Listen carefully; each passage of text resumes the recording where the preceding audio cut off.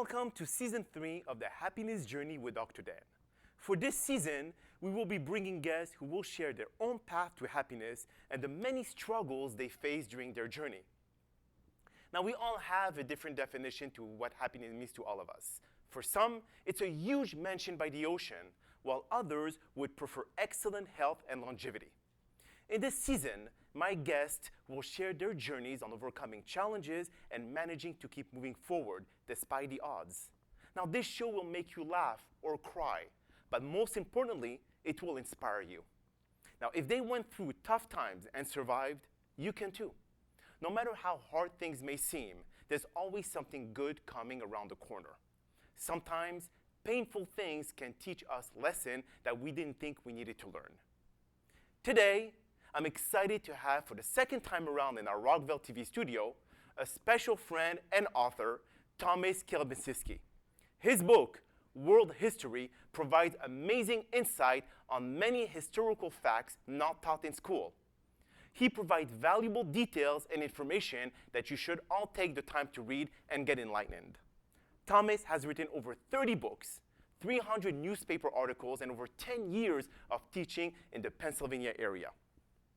His personal journey wasn't easy, and hopefully his story will give you the tools to overcome your own challenges when it comes to accomplishing greatness. Thomas, thank you so much for being here today at our studio. Welcome to the Happiness Journey. Thank you, Dr. Dan. Truly appreciate it. Good. Now, I know, first of all, congratulations about your book.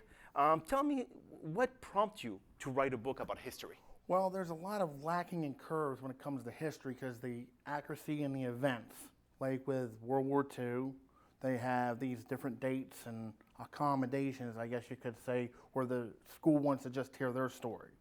Where there's different facts and figures where the schools miss out on that. And then you have the Cold War between U.S. and Russia. And then you have the Korean War, 39th parallel, General Patton fighting for the different Civil War countries, South Korea, North Korea.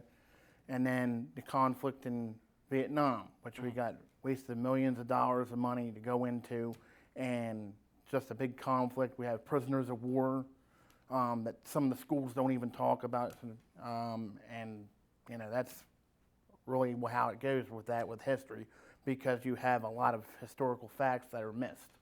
Okay, and do you feel that the teachers or the school missed mentioning this because of a personal reason, or would say just general reason, or they don't want them to know? It's because the books in the school teach it how they want to teach it.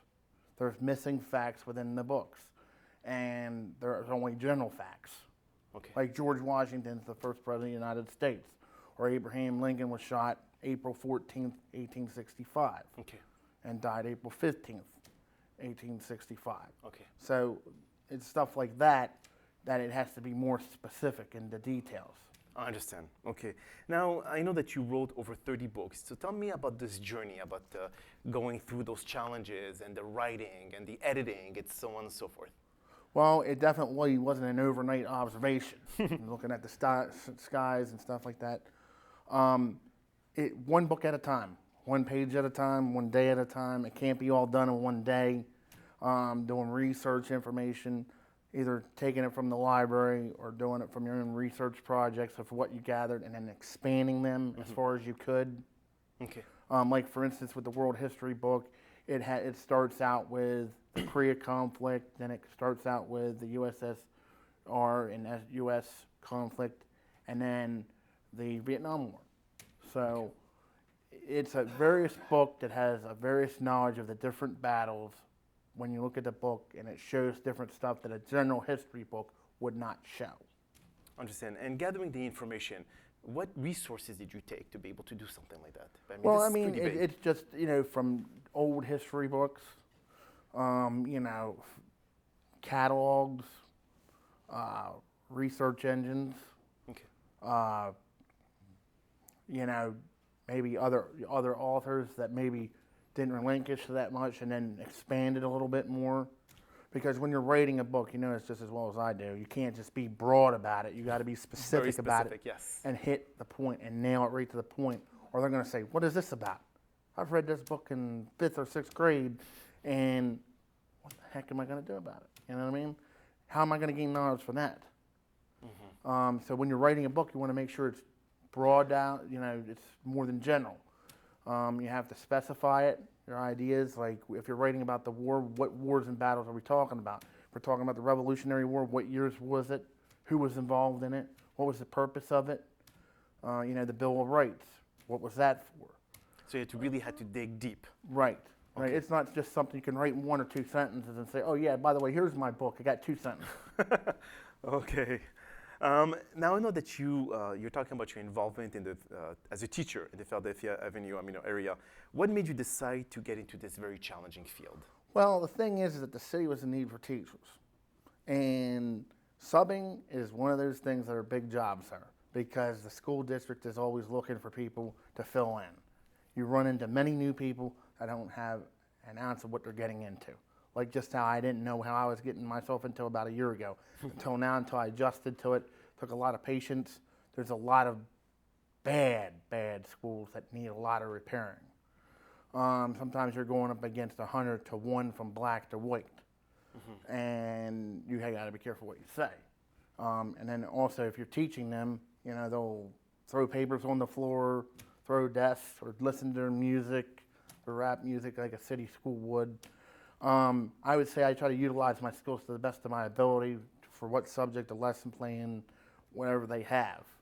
But most of the time it works out pretty good in the favor because you know what you're going to deal with that class after the first period. It's kind of like, how they play 4 quarters in football. So first, second quarter might go well, first half day might go well with teaching, but then second half might, nothing but a disaster. There's writing up slips, writing people detention, calling the office. They're not respecting what they're doing, and then they throw off the lesson plan. Or you could have one of those days where they're not doing nothing at all. They don't want to do anything. They'll just sit there and lay down, put their head down, or they'll walk out of the classroom, cuss you out a storm, pointing your finger in your face, say, oh, come on outside in the hallway, you want to fight? Oh. Yeah. So, you got to keep your cool, calm, and collectiveness and be careful what you say. It's not all the effects of black people, it's just how some of the schools are. I've had some, pretty interesting conversations with white students that were white, thought they were being discriminated. I see. And, you just got to be careful with what you say. It's a great job to have. Right now, I'm working in schools where they have autistic kids, emotional kids, where it's very difficult for them to take open constructive criticism. It's like if I came on this show and started getting all angry and throwing chairs and stuff, like that wouldn't look good. You know what I mean? But you show these people support too, because they've had rough edges at home, they've had rough edges at school, and you just need to give them, I guess you could say tender love and care, I guess you could say, just like a beat up car. So it's been one heck of a run so far, and I want to keep it going. Now, when it comes to building your own curriculum, do you have to follow what the school asks, or you could actually kind of develop it? Well, yeah, it depends, because some schools aren't really prepared. Like the other day, no lesson plan, no nothing, so I had to come up with something the whole day. But then sometimes one of the teacher's assistants will come up to me, oh, this is what we usually do for the day. So if it's like my first time there, they're either helpful and they back you up, or you just got to watch out, because some of them will say, oh, he didn't do nothing but do this on his phone all day. Okay. When, I showed, text messages, hey, look, this is what I did, and, you go to my boss and like, yeah, this is what I did. So it is what it is. Okay. Now, to share everything to the viewers at home, now, when it comes to writing a book, what are the biggest challenges in the marketing side of it? The marketing side of it is that you have a heck of a lot of competition. You know that just as well as I do. Yes. I see your book there. And, it's not like you sold 1 million books. You sold some, but you didn't sell 1 million books. Not yet. No, but we are all getting there. We're all one big team, going from there and trying to do what we can do. You got to do LinkedIn, get your own website out there, maybe get to a real publisher, an actual publisher, and get the book out there. There's millions of things you can do, but you got to do it better than that one person. Like get another video out there on YouTube, get the views, get the likes, get it on TV, get it on radio, and spark attention, or just keep on reviving yourself. Don't give up on your dreams and hopes, because if you do, you're going to end up falling flat on your face. That's correct, exactly. And the challenges are really like, because of all the different other authors that are writing, they're also writing about the world history. So you have to compete with them and all. Right. It's not like I have the only book out here. Exactly. That's correct. Good, good. Okay, so we will take a quick break. Now stay tuned to hear more from our guest author, Thomas Kielbasinski. Thank you and see you soon. Message from the universe. You deserve the best. Be proud to know as much as you do about life, dreams, and reality. It was a long climb up the stairway of enlightenment, and many battles over false belief and mass consciousness have been won. You don't have to shout from the roof to live your truth, but don't be shy away from the ignorance. They need you. Nor be intimidated by the wise. They love you. And please, don't ever let self-consciousness keep you from stepping out into the world that would be unimaginably incomplete without you. You are a vessel of light, a Holy Ghost, and frankly, so dang hot.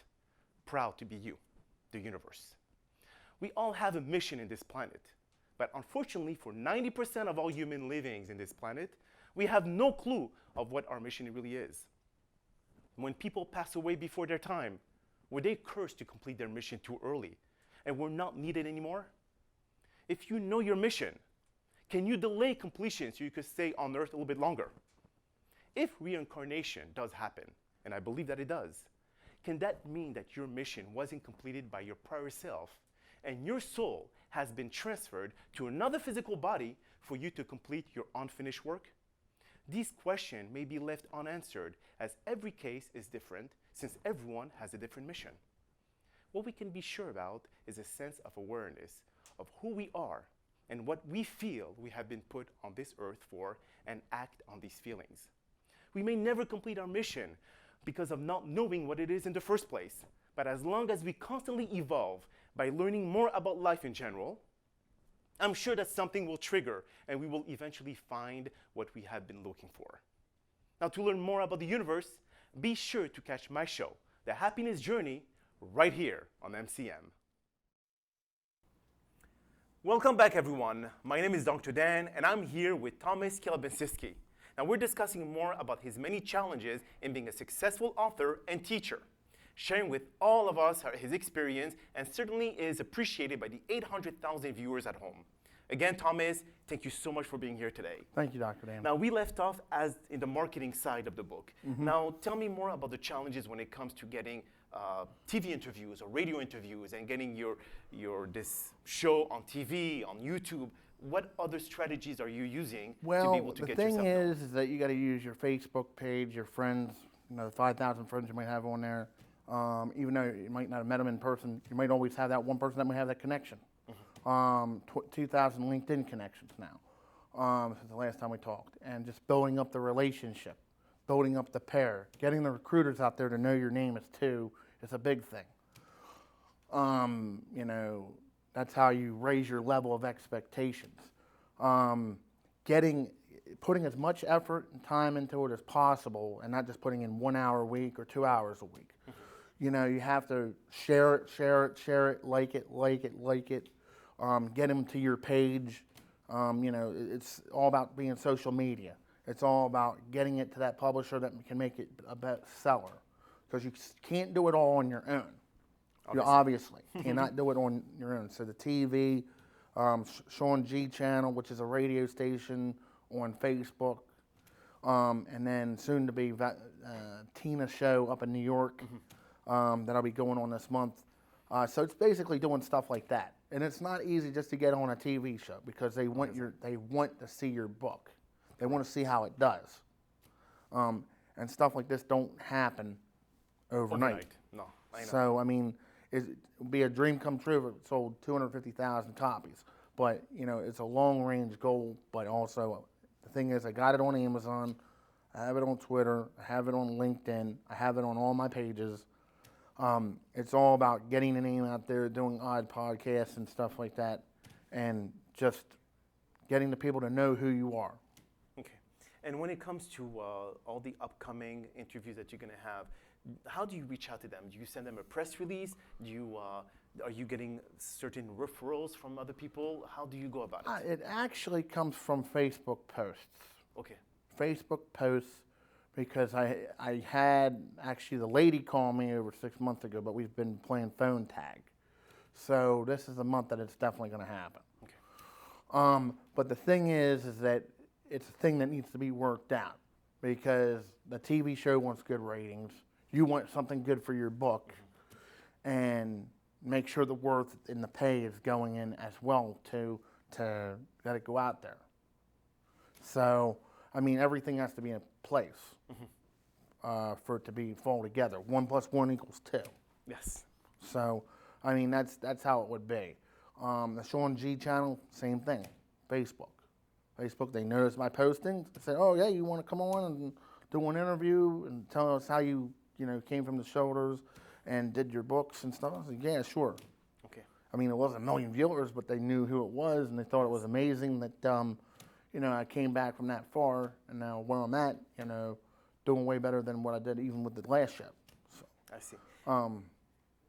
So how do you juggle everything from your day job with promoting the book, with writing new books, with tutoring, teaching? I mean, where do you Well, you find just got to the time? basically do it, because you got your hand tools, you got your phone, you got your iPad, you got a computer, you got a tablet. Just utilize your time the best way you can. Oh, yeah, that's right. I need to share this, or I need to show this to all the people to see what they think. Okay. I mean, I had one person recently. There was a bad review, but we all learn. I mean, not everything's going to be cut and dry. Yes. There's going to be a hater out there too, whether it be your teaching and stuff like that. I've had people come to me and say, "Oh, you didn't teach the best today, blah, blah, blah." And I'm like, "Well, you didn't learn the best either, so how am I supposed to, that's all it is to it." So you're also coming in to fill in for like an injured quarterback. You're trying to be that emergency quarterback to fill in for the teacher for the day. I see. So it could be either 2 or 3 classes in one day and 3 or 4 preps in a day and be easy, half easy day, or be a whole easy day where you got just a bunch of stuff, little things that you have to do in the classroom. If there's a lesson plan's in place, then you have everything going. But if your kids are running around the room, running outside the classroom, then you're a little bit in trouble. Yes. But if you have that support and that staff, they'll do it. But if they don't back you up, then you're SOL. Yes. Now, I know you said in the previous part of the interview, you said that you deal with kids with disability. Now, what kind of challenges do you face when it comes to teaching them? I mean, you must have to kind of wear all hats, because not knowing the strategies. It comes up like this. Well, you're just a substitute teacher. You don't know how to teach. Or I don't want to learn this today, and I'm going to push this paper on the floor. Or I'm going to throw a chair across the room because they got an answer wrong. Or because I keep on trying to accelerating the issue and say, "Hey, this is what we need to do." Some people, "Oh, I want to play with the smart board and listen to my rap music with all these cuss words in it and stuff like that." So, I mean, it has its ups and downs. But then you have at the end of the day where, "Are you coming back tomorrow? Are you coming back tomorrow?" You know what I mean? Stuff like that. So, most kids think I'm fun, but some don't, because they don't want to learn. Now, how do you keep up with following up what the teacher left off the day before to what you have to continue? Like, there's no repeats when it comes to teaching. Well, I mean, you got to just consistently call communication. Okay. Text, email, phone. You'll have teachers that are only out one day, and then you'll have teachers that are out 3 or 4 days. So you have to be prepared. I see. I mean, it's either going to be a long day or a short day. Okay. So, I mean, as long as you're well prepared, you won't have any problems. So how many schools do they send you to, like, for when it comes to tutoring? Well, I mean, thing is, the tutoring is different than, excuse me, the tutoring is different than the teaching. It could be in your home, could be in a coffee shop, could be, one-on-one in a classroom, but the teaching is a big thing. The teaching, it could be any subject at any given time, LS, learning support, ES, emotional support. It could be AS, autistic support. Okay. So, I mean, I would say the roughest schools, there are rough schools out there that still need some work, because they always have teachers that are either going to another school or they're leaving. They're just walking out. So, I mean, it's a tough environment. Plus, you have kids that are more interested in getting into gangs, and the parents don't even care. Oh boy. So I mean, it's up between the school and the parent. So basically, the school system is just a big babysitter. Well, I mean, I can make an example. Just the other day, somebody just came up and threatened me out of the blue. I didn't take it serious. They didn't have a gun or anything. They just came up and physically and said, "I'm going to come outside and harm you," blah, blah. And one of the assistants went down there and told the office about it. They had the police down there, the school police and the police. I said, "Do you want to press charges on him?" No, the guy said disability. So, I mean, you know, it is what it is. I mean, that's school life for you. So you got to be there for them as much as possible. Yeah, okay, it gets a little frustrating sometimes when they don't want to learn or when they don't want to listen.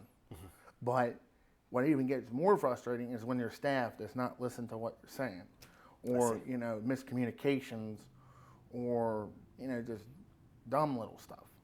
I see. So I mean, it's a challenge. I love it. I wouldn't change it for the world. It's something that you know, and the pay is really, really good. Yeah, as long as they pay well, that's the most important.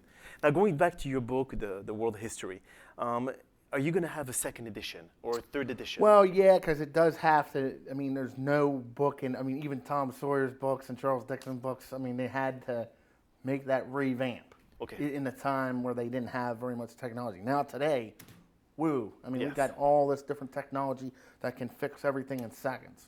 Okay. So I mean, you know, I would like to be something like that, but of course, you know, there's still a lot of work to be done. So you're going to add more to it, or you're going to remove some of the section that Well, you feel that was not relevant? It's all about the formatting, formatting of the book. The stuff is definitely interesting. I've gotten some thumbs up on it. Okay. So I mean, it's just still in a process, and once I get it to Exlibris Publishing, they'll be able to work out the twigs and twerks out of it, and go from there. Is the publishing company helping you promote, or they just kind of like, you know what, do a lot Tom, go more. ahead and do They're your gonna- own thing? No. They're going to help me promote and market it. So that's going to be a big thing too, on top of what I'm doing. Okay. That ups my chances 100% more. Okay. So let's just say if we had a 300% range, 100% me, 100% publisher, and the other 100%, hopefully they buy. I see. I mean, Okay. there have been buyers, but not like millions of buyers. Okay. But we're working on that. It's got to be particular interest to a particular crowd that wants that. Now I've gotten quite a few likes on the last one. You know, we got 5,000 likes on the last show. 21,000 views, huh? Yeah. Yes. So I mean, we're going to work on that and you know, double, maybe quadruple it. So go from there. Now, do you feel more proud about a certain book that you wrote versus the other? Well, I would say that the project management book is the one. The one that we did last time, okay. Yeah. That one was the easiest book to write because that was basically my main topic. And it was a bunch of information that I actually did as a student and then rolled it out into being an actual book. But I had to format it several different times. It wasn't something that was easy given out the opportunity. So, yeah, nothing's easily ever said and done. Never. Know. But you feel a specific book, you feel, I would say, that you have not given enough or too much or too little information, or you Well, feel you that never that can has never to be give too much to a book. You always have to give it, you know, that somewhat tender love and care, so to speak, because you want to make sure it does the best. You're kind of like looking over the shoulder of it and saying, hey, this is what's wrong with this is what's wrong with this. Then another set of eyes says, well, this is a good book, but you should put something more specific in here. You got a lot of general stuff in here, but it should be more specific toward what you're wanting to say. So who's your third eye perspective? Who do you hire to be able to look at the book to say, this is what's missing, this is what it needs? I mean, the thing is, I mean, I really haven't really gotten that to that point. I've had friends look at it, read it. I've had prospective customers read it. So I do it that way. Okay. All right, but right now I'm in the hiring process of like doing like the publisher. Okay. So the publisher's going to take a look at this book and the project management book. Even though that's well written, I still want to make sure that that book gets out there, doesn't have any issues, and we go from there. So you're going to add some more things to the project management book, or you're No, going to just... I'm keeping it the way it is. Okay. What I'm saying is if there's anything wrong with that they see, I want them to correct it. I see, okay. And maybe reformat the page coloring, because I did get a little bit of constructive criticism from the lady up in New York. She said, you need to totally redo do the coloring of the book. You mean the inside book layout Yes. or the outside book cover? Both. Both. Okay. Yeah, so with the project management, she said she was pretty impressed with the detail inside of it, but the coloring and everything. So I made a new landscaping of it. So Okay. we're working on that one, and then we're going to just go from there and see where we go. So hopefully, maybe April or early May, both this and that project management. Two books book. coming out at the same time. Yes. Okay. Excellent. So double the hit. Good, good. And now, when it comes to, before we conclude this interview, is there any, I would say, advice or tips that you'd like to be able to give to all the viewers out there and the potential authors that are actually writing their book or drafting their book? Is there anything that you want to give them to kind of like let them go with a lot of positive feedback? Here's the deal. Never give up. Do what you want to do, your hopes and dreams, put them all together up here, and then spread it all out and make the sky the limit. Beautiful, beautiful. Wow. Well, that's all the time we have for our episode of the Happiness Journey. I would like to thank Thomas for his time today at our studio. He drove all the way from Pennsylvania. Now, thank you for coming and inspiring our many viewers. Now, we hope you all have enjoyed today's episode. I'm very excited about Season 3 of the Happiness Journey, filled with inspirational stories just like this one you watched today. Now, here are a very few concluding words of wisdom. Everyone has the power to visualize. When you visualize, then you materialize. Your thoughts become things. You must first change your thinking in order to change your circumstances. You have the power to change your life. By repeating thought become things, you let it seep into your subconscious mind and your awareness. You start believing it, breathing it, and experience it. The rest will materialize in front of you. Do not let the little details as to how it will happen, but more of a question of when. My name is Dr. Dan Amzalag, and have yourself a wonderful day.